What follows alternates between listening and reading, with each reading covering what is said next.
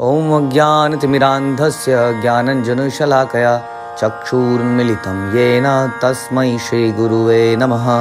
हरे कृष्ण। भगवद गीता अध्याय 5वां श्लोक संख्या 24। यो अंत सुखा अंत आराम तथा अंत ज्योति एव यः सह योगी ब्रह्म निर्वाणं ब्रह्म भूता अधिगच्छति। जो अंतःकरण में सुख का अनुभव करता है, जो कर्मठ है और अंतःकरण में ही रमण करता है तथा जिसका लक्ष्य अंतर्मुखी होता है, वह सचमुच पूर्ण योगी है। वह परब्रह्म में मुक्ति पाता है और अंततोगत्वा ब्रह्म को प्राप्त होता है। तो यहाँ पे बात हो रही है अंतःकरण की। व्हाट इज अंतःकरण? अपने आप में क्वेश्चन है। अंतःकरण में मतलब क्या? व्यक्ति हर चीज जब सोचता है तो अंतःकरण में तो सोचता है, इनसाइड सोचता है ना। सोचने का प्रोसेस इनसाइड चलता है। तो अंतःकरण में यदि कोई किसी एक्ट्रेस के बारे में सोच रहा है तो अंतर्मुख कहा जाएगा। अंतःकरण में सुख का अनुभव करता है, बैठा है, सपने ले रहा है, मुंगेरी लाल के हसीन सपने, किसी हीरोइन के बारे में सोच रहा है, कोई किसके बारे में सोच रहा है, कुछ मूवी देखी थी उसके बारे में सोचा है, जी मैं अंतःकरण में सोच रहा हूँ। तो यहाँ पर अंतःकरण से मतलब है हमारी soul, at the level of soul, कि आत्मा के लेवल पे अंतःकरण में वो अपने रियल सेल्फ को पहचानने की कोशिश कर रहा है। वो क्वेश्चनिंग कर रहा है, क्या मैं ये हाथ हूँ? ये हाथ मेरा है, ये मुंह मेरा है, ये सर मेरा है, ये है ना, कान मेरे हैं, ये नाक मेरी है, तो मेरा है, तो मैं कौन हूँ? हु इज दिस आई, जिसको ये हाथ, टांग, पैर जो भी है बिलोंग करते हैं। तो ये सोच, ये विचारों में इंट्रोस्पेक्शन कर रहा है अंतःकरण में।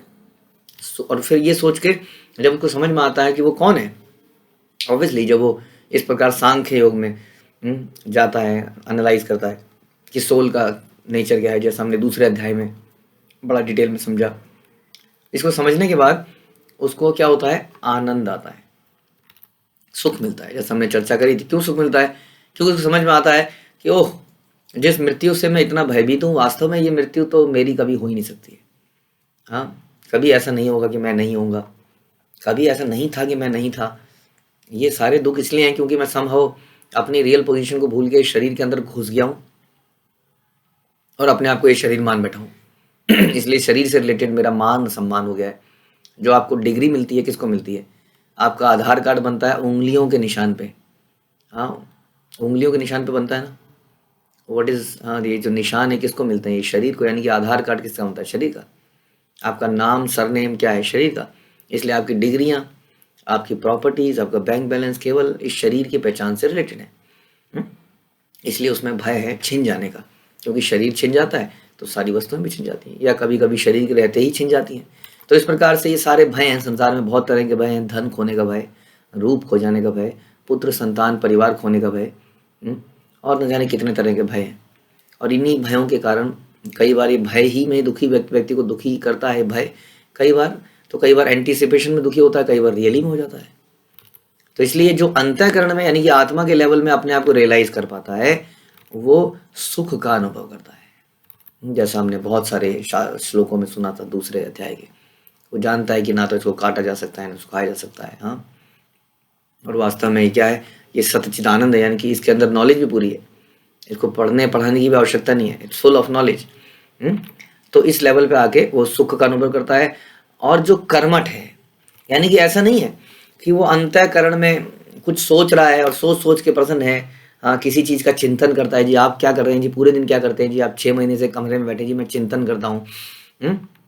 वास्तव में यदि हम किसी का चिंतन करते हैं, देखिए प्रैक्टिकली भी अगर इस संसार में किसी व्यक्ति का चिंतन भी आप करते हैं, माना आपको कोई व्यक्ति से बहुत ही मैटीरियल अटैचमेंट है, चलिए मैटीरियल अटैचमेंट की बात करें, अगर उस व्यक्ति के बारे में भी आप कितना केवल सोचते नहीं है ना।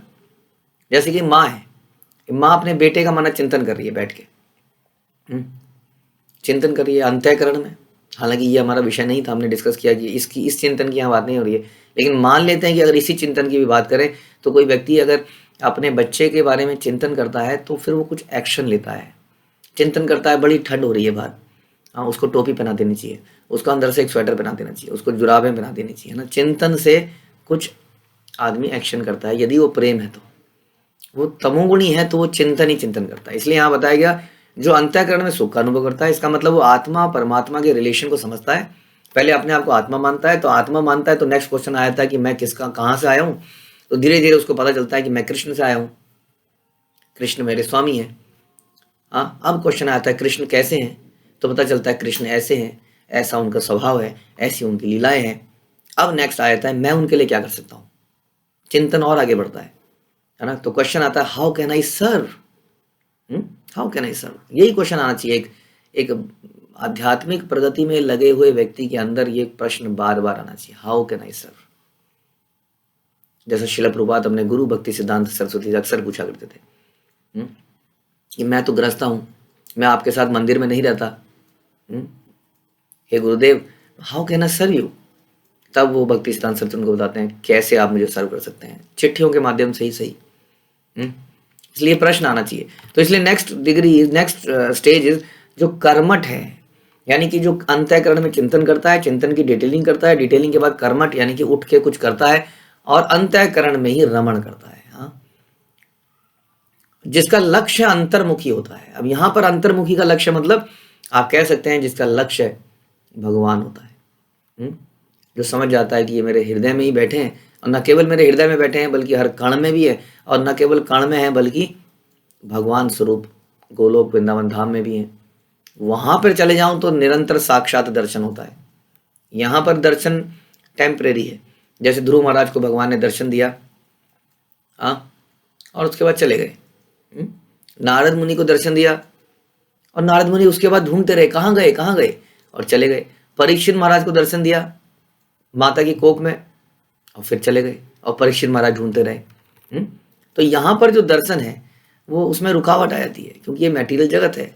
जब जीव समझ जाता है कि मैं स्पिरिचुअल जगत आध्यात्मिक जगत को बिलोंग करता हूँ, तो अंतःकरण में विचार करते करते करते वो एकमात्र इच्छा करता है क्या, ये want to go back to godhead, ताकि मैं वह भगवान की सेवा कर सकूँ। ऑल्दो इस संसार में भी भगवान की सेवा करी जा सकती है।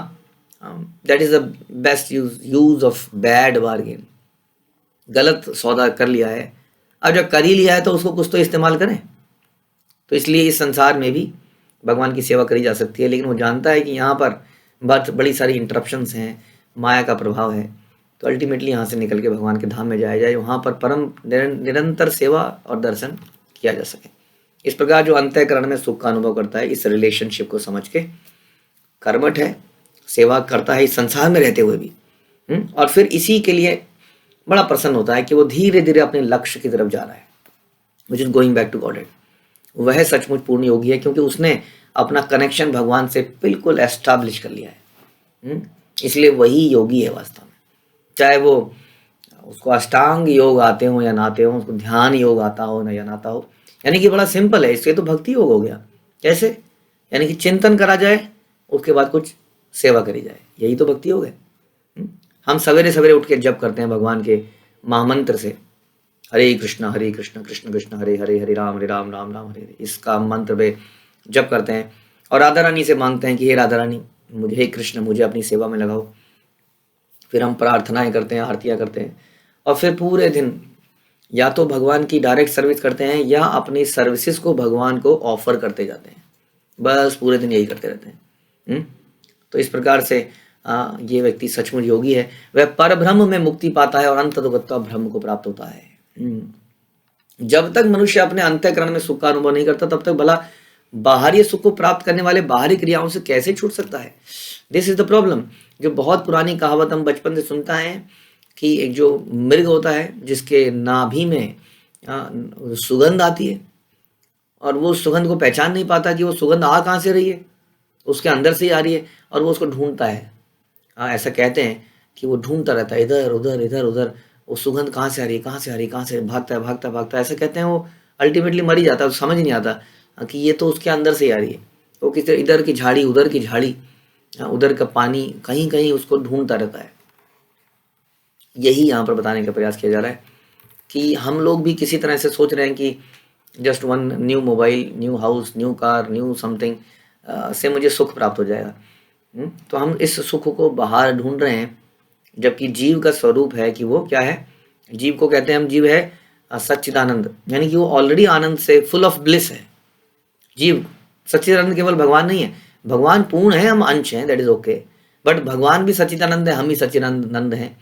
हम और भगवान में बहुत अंतर है, लेकिन कुछ गुण के रूप में समानता है। इसलिए हम भी ब्लिसफुल हैं, हम भी ऑल नॉलेजेबल हैं। इसलिए कहीं और नॉलेज की आवश्यकता नहीं ढूंढने की, कहीं और सुख ढूंढने की आवश्यकता नहीं है। यदि हम अपने इस रिलेशनशिप को समझ जाएं भगवान के साथ, तो हमें इस संसार में ही आनंद मिल सकता है। तो बाहरी मैटीरियल चीजों से आनंद नहीं मिल सकता है। मुक्त पुरुष वास्तविक अनुभव द्वारा सुख भोगता है, अतः वह किसी भी स्थान में मौन भाव रहकर अंतःकरण में जीवन के कार्यकलापों का आनंद लेता है। हाँ, भक्त लोग कभी बोर नहीं होते हैं, इसलिए बोला गया। कोई बोले अगर मैं बोर हो गया हूँ प्रभु जी, हाँ, तो समस्या है। फिर तो उसका मतलब कुछ अभी समस्या है, अभी भक्ति फलित नहीं हुई है। हाँ, क्योंकि कितने साधन है, खासतौर पे आज की डेट में। कितने लेक्चर आदमी सुन सकता है बैठा बैठा घर में, कितना पढ़ सकता है बैठा बैठा। किसी सेवा की प्लानिंग कर सकता है, अपने भक्तों से फ़ोन पे बात कर सकता है, अनगिनत सेवाओं के बारे में और सोच सकता है मैं और क्या करूं, मैं मेरे जीवन में मेरे को जो भगवान ने स्किल दी है उसको मैं भगवान की सेवा में कैसे लगा सकता हूँ।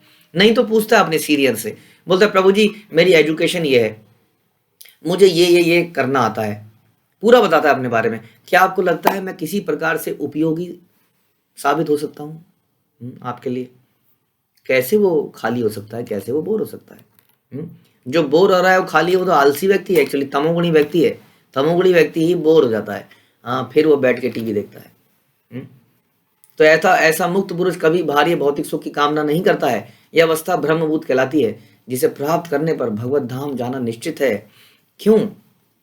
क्योंकि उसको इस संसार की चीजों से आनंद चाहिए ही नहीं, इसलिए वो संसार को से डिटैच हो जाता है। जब इस संसार से हम अटैच रहेंगे, इन संसार की चीजों से, हाय ये नहीं मिला, इस जीवन में बढ़िया कार नहीं मिल पाई, तो इतनी भक्ति करेंगे तो अगले जीवन में मनुष्य शरीर तो मिलेगा ही, और अच्छे घर में पैदा होंगे ही होंगे। हाँ, क्योंकि सारे पाप तो खत्म कर दिए, खाने पीने की आदतों को सुधार दिया, पाप कर्म कम हो गए, तो अगला जीवन अच्छा ही मिलेगा और उसमें बड़ी कार मिलेगी। बट क्या वो आपकी प्रॉब्लम को सॉल्व करेगी या बढ़ाएगी, ये सोचने की बात है। इसलिए एक भक्त को सोचना चाहिए कि जब तक वो सांसारिक चीज़ों से अटैच है तब तक वो भगवान के धाम में कैसे जाएगा, बताइए। जब तक उसकी अटैचमेंट वहीं जाने के लिए नहीं हो जाएगी तब तक वह नहीं जा पाएगा। इसलिए संसार की वस्तुओं से वो अटैच नहीं होता है, लेकिन क्योंकि वो कर्मठ है, जैसा इसमें बताया, इसलिए वो इन संसार की चीज़ों को त्यागता भी नहीं है, घृणा भी नहीं करता है। इन संसार की वस्तुओं को केवल कृष्ण की सेवा में लगा लेता है, और इस प्रकार वो उसका भगवत धाम जाना निश्चित हो जाता है। तो बड़ा ही महत्वपूर्ण शिक्षा इसमें दी है कि हम लोग अक्सर संसार में सब लोग भाग रहे हैं आनंद की खोज के लिए, इधर उधर भाग रहे हैं। तो यहाँ बताया जा रहा है कि ये भागने से आपको सुख नहीं मिलेगा जब तक आप अपने आप को नहीं पहचान लेते, भगवान को नहीं पहचान लेते, उनसे हमारे संबंध को नहीं पहचान लेते, तब तक ये सुख नहीं मिलेगा। हरे कृष्णा। श्रील प्रभुपाद की जय, भगवद गीता की जय।